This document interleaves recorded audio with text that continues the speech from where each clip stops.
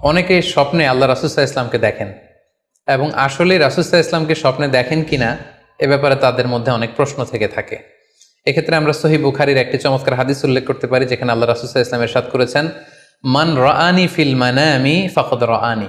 যে আমাকে স্বপ্নে দেখলো, আল্লাহ রাসূল সাল্লাল্লাহু আলাইহি ইসলাম নিজে বলছেন যে আমাকে স্বপ্নে দেখলো সে আসলেই আমাকেই দেখলো। কারণ ফাইন্না শাইতানা লা ইয়াতামাসসালু ফি সূরাতি, শয়তান কখনো আমার আকৃতি, আমার শেপ ধারণ করতে পারে না। অর্থাৎ আপনি যদি রাসূল সাল্লাল্লাহু আলাইহি ইসলামকে স্বপ্নে দেখেন, তাহলে আপনি রাসূল সাল্লাল্লাহু আলাইহি ইসলামকেই দেখেছেন, আপনি শয়তানকে দেখেননি। কারণ শয়তান কখনো রাসূল সাল্লাল্লাহু আলাইহি ইসলামের আকৃতি ধারণ করতে পারে না। তাহলে এই হাদিসের আলোকে আমরা বুঝলাম শয়তান কখনো আল্লাহ রাসূল সাল্লাল্লাহু আলাইহি ইসলামের আকৃতি বা শেপ ধারণ করতে পারে না। তখন প্রশ্ন হচ্ছে, আসলে আপনি রাসূল সাল্লাল্লাহু আলাইহি ইসলামকে দেখেছেন নাকি অন্য কাউকে দেখেছেন? শয়তান হয়তো রাসূল সাল্লাল্লাহু আলাইহি ইসলামের আকৃতি ধারণ করলো না, একজন সুশ্রী বয়োবৃদ্ধ সুন্দর আকৃতির মানুষের চেহারা ধারণ করে শয়তান এসে বলল যে আমি আল্লাহ রাসূল। তখন আপনি কিভাবে বুঝবেন যে আপনি রাসূল সাল্লাল্লাহু আলাইহি ইসলামকে দেখেছেন নাকি শয়তানের ধারণ করা অন্য কোনো মানুষের আকৃতিতে কাউকে আপনি দেখেছেন? সেক্ষেত্রে বোঝার মাধ্যম হচ্ছে আল্লাহ রাসূল সাল্লাল্লাহু আলাইহি ইসলামের দাড়ি কেমন ছিল, চেহারা কেমন ছিল, চুল কেমন ছিল, দৈহিক গড়ন কেমন ছিল, আকৃতি কেমন ছিল, এগুলো কিন্তু আমরা হাদিস থেকে পাই, কিংবা শামায়েলে তিরমিজিতে রাসূল সাল্লাল্লাহু আলাইহি ইসলামের বডি স্ট্রাকচার, ওনার চেহারা, ওনার অবয়বের ব্যাপারে বর্ণনা পাই।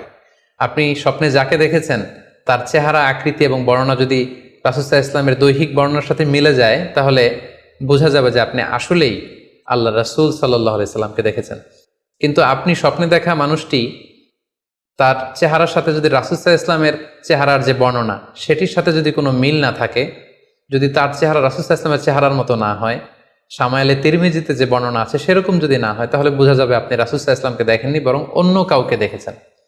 এক্ষেত্রে আমরা মুহাম্মদ ইবনে সিরিনের ঘটনা উল্লেখ করতে পারি।